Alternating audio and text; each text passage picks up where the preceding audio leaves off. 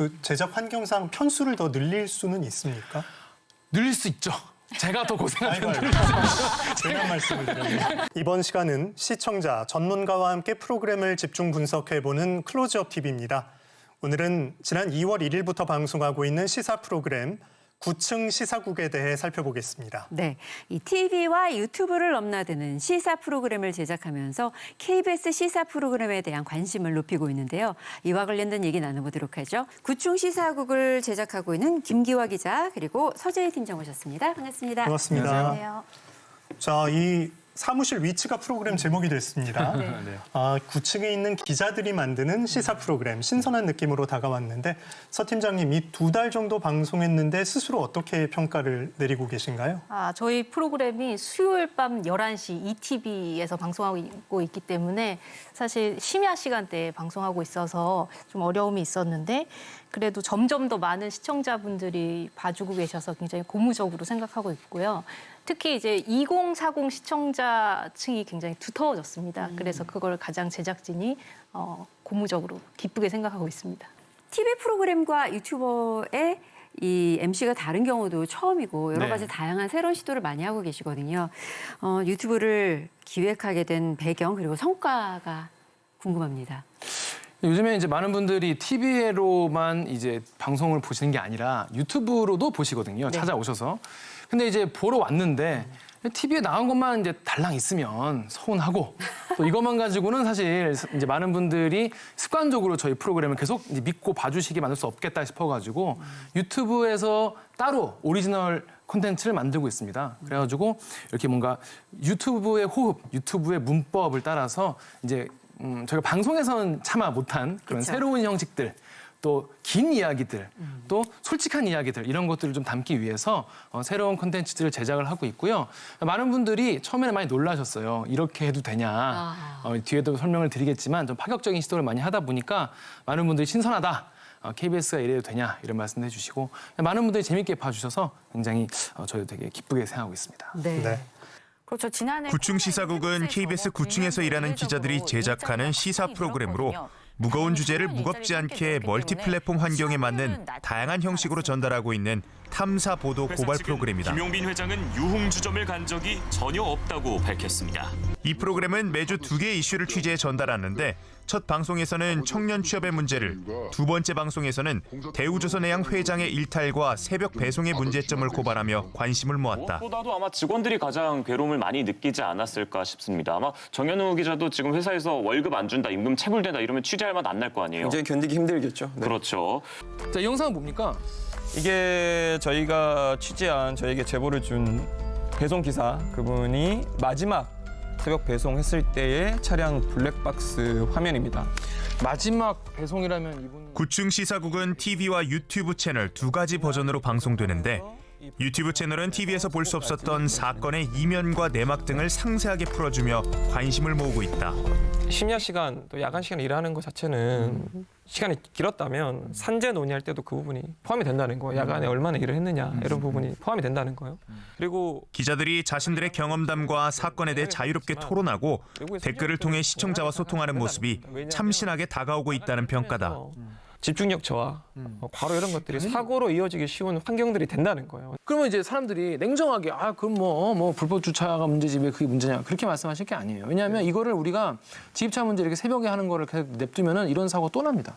해외는 새벽 배송 없어요? 그러니까 뭐 모든 나라 그렇진 않겠지만 원칙적으로 꼭 필요한 일이 아니면 하지 않도록 한다. 이게 가장 큰 문제가 뭐냐면 이분들이 개인 사업자로 분류되기 때문에 근로시간 이런 문제에 대한 보호에서 못하니까.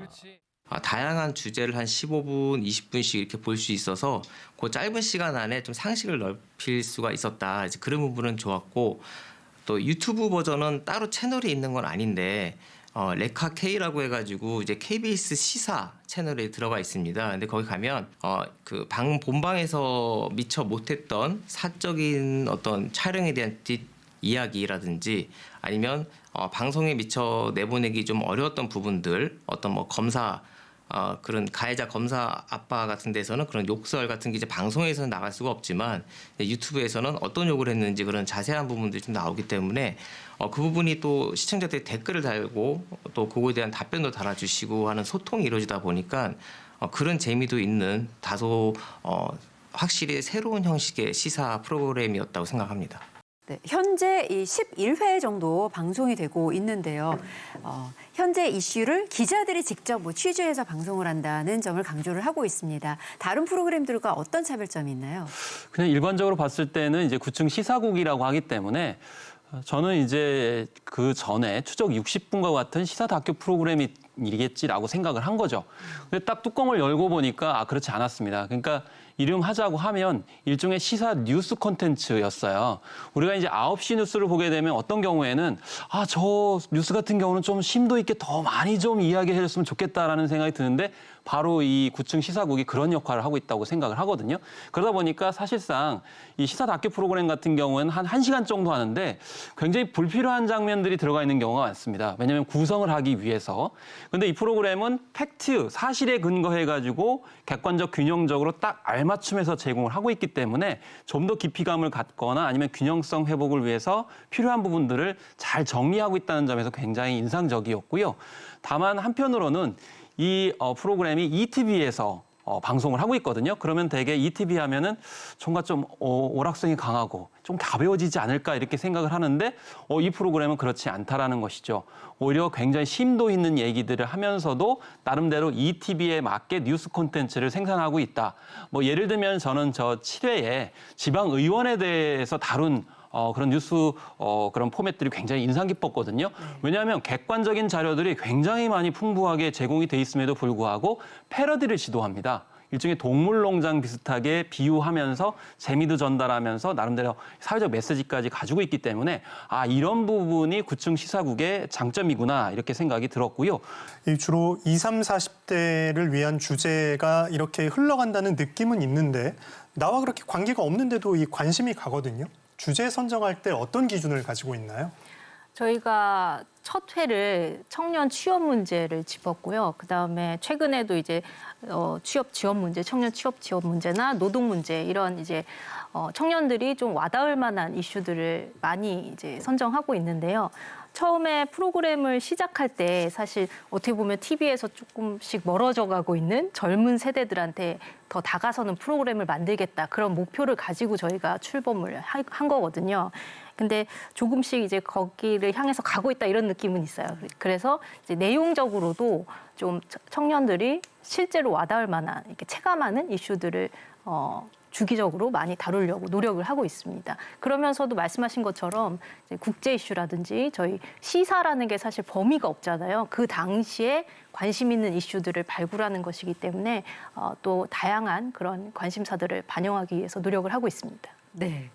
특히 유튜브 채널이 많은 관심을 모으고 있어요. 아까 처음에 이렇게까지 해도 되나라는 얘기를 들을 정도라고 하셨는데 특히 기억에 남는 에피소드나 사건이 있었다면요. 방금 이제 김원식 평론가님께서 이제 말씀해주신 아이템 중에서 그 지방의회에서 어떤 이제 뭐 문제점들이 있었는지를 쫙 종합해 놓은 그런 아이템이 있었어요.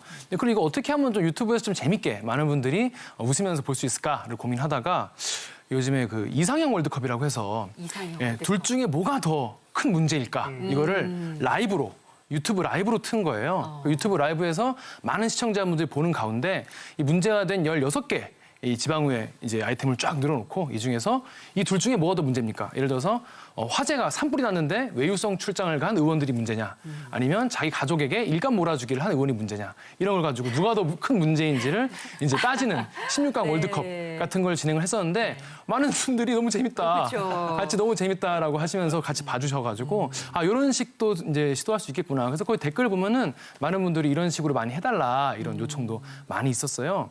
또 우리 앞에서 나왔지만은 이 청년 취업 문제 같은 경우에는 청년들이 인터뷰에서 이렇게 나와서 할 얘기도 있겠지만은 좀 더 진솔한 이야기를 듣고 싶다 싶어가지고 그래서 술 한잔 하면서. 우리가 언제 이렇게 진지한 얘기를 하려면 네. 역시 술 한잔 하면서 그렇죠. 그래서 지상파에서는 정말 절대 시도할 수 없는. 맞아요. 예. 실제로 술을 조금씩 취해가지고 약간 예. 거나하게 취해서 속 얘기하고 좀 슬픈 이야기도 하고 또 같이 건배도 하고 이러면서 솔직한 이야기를 들어봤는데 그 평 같은 경우에도 굉장히 신선하다, 네. 재밌다는 평을 많이 받았어요. 그래서 앞으로도 뭔가 새로운 시도를 조금씩 해가면서 이 범위를 좀 넓혀가고 싶다 이런 생각이 많이 들었습니다. 네. 네. 그럼 방송 내용 좀 더 보고 시청자 여러분들의 의견도 듣고 계속 얘기 나눠보도록 하겠습니다.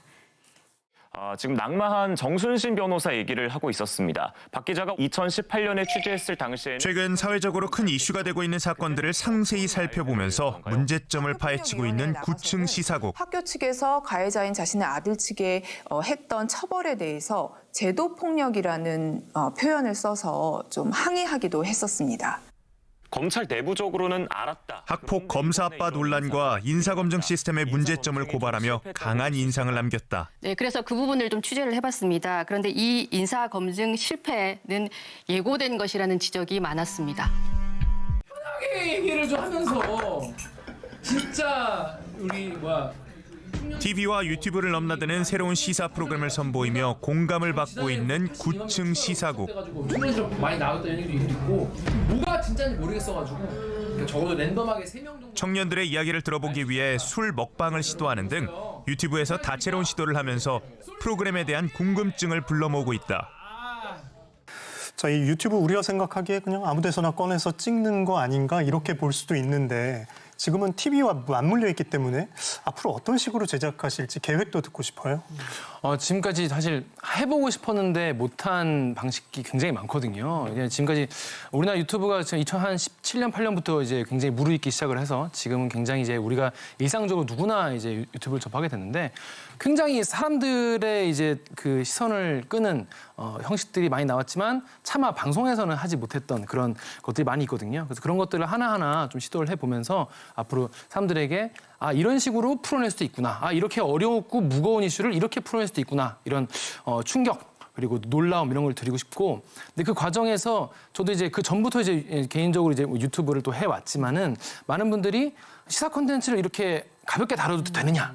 이렇게 너희가 그렇게 웃으면서 해도 되느냐 이런 또 지적을 하시는 분도 계세요. 그래서 그런 거에 대한 어떤 줄타기 이런 거에 대한 어떤 톤 조절 이런 것을 좀 더 앞으로 신경 쓰면서 제작을 해야겠다 이런 생각을 많이 하고 있습니다. 그 제작 환경상 편수를 더 늘릴 수는 있습니까? 늘릴 수 있죠. 제가 더 고생하면 제가 말씀을 드렸네요. 근데 사실 고민이 그거예요. 그러니까 특히 유튜브 같은 경우에는 아까도 말씀을 드리려고 했지만 못 드린 말씀인데 프로그램 같은 경우에는 일주일에 한 번 방송이 되잖아요. 하지만 유튜브를 통해서 시청자들이 들어오시면은 나 9층 시사국이라는 프로그램에 대한 애정이나 관심 같은 게 있다면 계속 얘네가 뭐를 만들어내는 걸 보고 싶으신 거예요. 그래서 저는 개인적으로 우리가 유튜브의 제작 편수를 늘리는 것은 굉장히 중요하다.